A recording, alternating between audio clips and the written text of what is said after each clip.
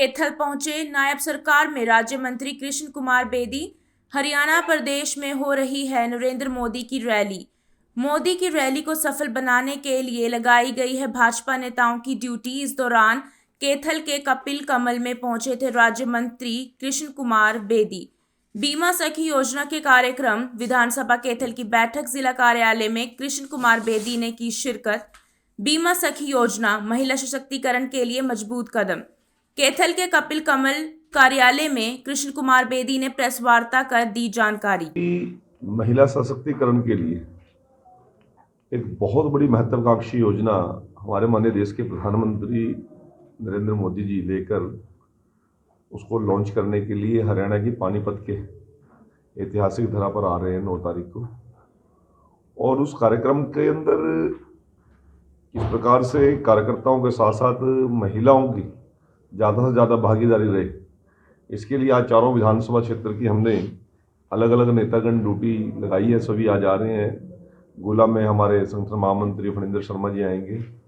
कुंडरी में अभी कृष्ण मीडा जी जो हमारे माननीय डिप्टी स्पीकर हैं और पूर्व मंत्री और भारतीय जनता पार्टी के वरिष्ठतम नेता आदरणीय कंवरपाल जी कलायत में आज रहेंगे। ये सारे कार्यक्रमों की एक रूपरेखा बनाई हुई है और ज़्यादा से ज़्यादा महिलाओं की भागीदारी कैथल जिला की रहे, इसके लिए कैथल विधानसभा क्षेत्र की मीटिंग लेने के लिए मैं आया।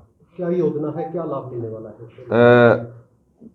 एम्पावरमेंट ऑफ वुमेन्स, बहुत सी योजनाएं हमारी सरकार ने लगातार चलाई है, परंतु एक दुनिया की अनूठी योजना बीमा सखी योजना महिलाओं के लिए लॉन्च करेंगे प्रधानमंत्री जी, और हर महिला उसमें भागीदारी हो और 7,000 रुपये पर मंथ हर उस बीमा एजेंट को, जो महिला उसमें भागीदारी करेगी, पार्टिसिपेट करेगी या क्वालिफिकेशन पूरी करेगी, जिनकी नियुक्ति की जाएगी, तो 7,000 रुपये तो उनको लमसम मिलेगा ही।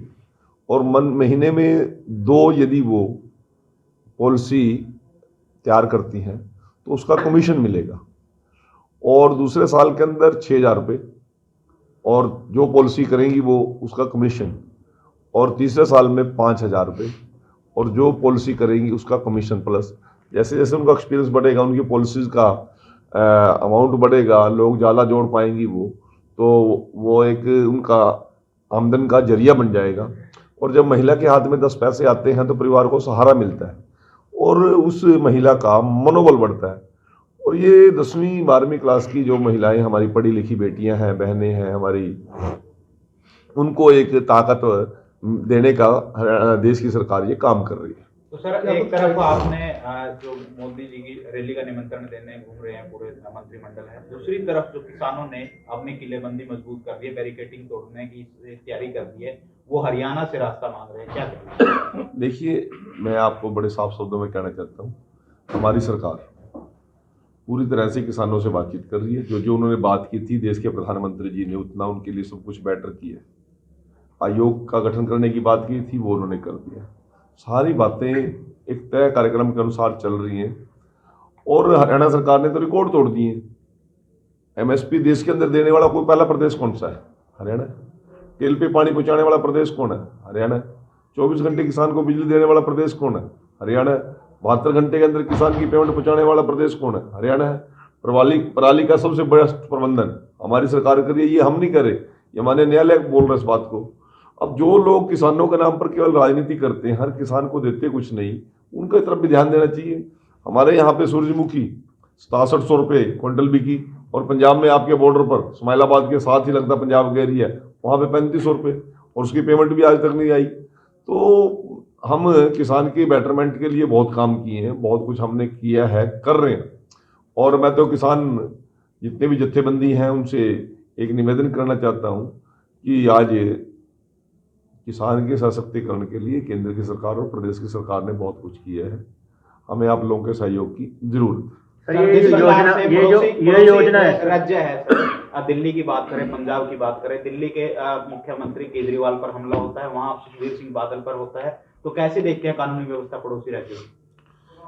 देखिए, मैं सारी बातें मैं करने की स्थिति में नहीं हूँ, ये कुछ मुद्दे ऐसे हैं जो केंद्र लेवल के हैं या राष्ट्रीय लेवल के। मैं एक हरियाणा में वजीर होने के नाते, हरियाणा की सरकार का मंत्री होने के नाते, मैं जो मेरे प्रदेश की चीज़ें हैं उनके ऊपर मैं फोकस करता हूँ, उनको मैं कहने का आपसे बता रहा हूँ आपको। ये सारे देश भर की बातों की जिम्मेवारी नहीं ले बेदी पाते। जी, योजना की बात कर लेते हैं। क्या क्राइटेरिया रखा है, महिलाओं को किस प्रकार लाभ मिलने वाला, कौन सी महिला सरकार फंड देगी सर? इसमें सरकार फंड देगी या किस प्रकार से होगा? मैं बीमा जो एजेंसी है, एक बहुत बड़ी हमारी फाइनेंशियल एजेंसी है, कंपनी है वो, जीवन बीमा निगम, उसके अंदर उनको एजेंट के तौर पर हम, महिलाओं की आज तक भागीदारी है ही नहीं एजेंट के तौर पर। जितना भी काम करते हैं पुरुष करते हैं। शायद इस क्षेत्र में महिलाओं की भागीदारी जहाँ तक मेरा ख्याल है कि नहीं होगी। अपने आसपास के जो क्षेत्र में देखता हूँ, कोई ऐसा हमें नहीं मिलता कि कोई महिला बीमा का पॉलिसीज को लेकर कोई जनता के बीच में, लोगों के बीच में जाती है। और उसी कारण क्या है कि महिलाएं जुड़ भी नहीं रही हैं बीमा एजेंसी, वो इंश्योरेंस ले भी नहीं रही हैं। एम्प्लॉइज हैं या उनको थोड़े से जागरूक परिवार है वो तो है, आम परिवारों में इस प्रकार का इंश्योरेंस का लाभ ही नहीं मिल रहा है।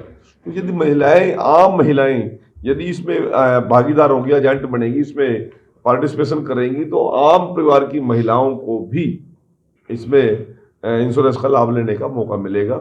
और महिला सशक्तिकरण के माध्यम का ये माध्यम बनाया है। सर, भारतीय जीवन बीमा निगम की आप बात कर रहे हैं, उनसे टाई अप किया गया है? हाँ, ये सारा का सारा केंद्र की सरकार ने, देश के प्रधानमंत्री जी उनसे टाई अप किया है। और ये केवल हरियाणा में लॉन्च नहीं हो रही, पूरे देश में लॉन्च हो रही है।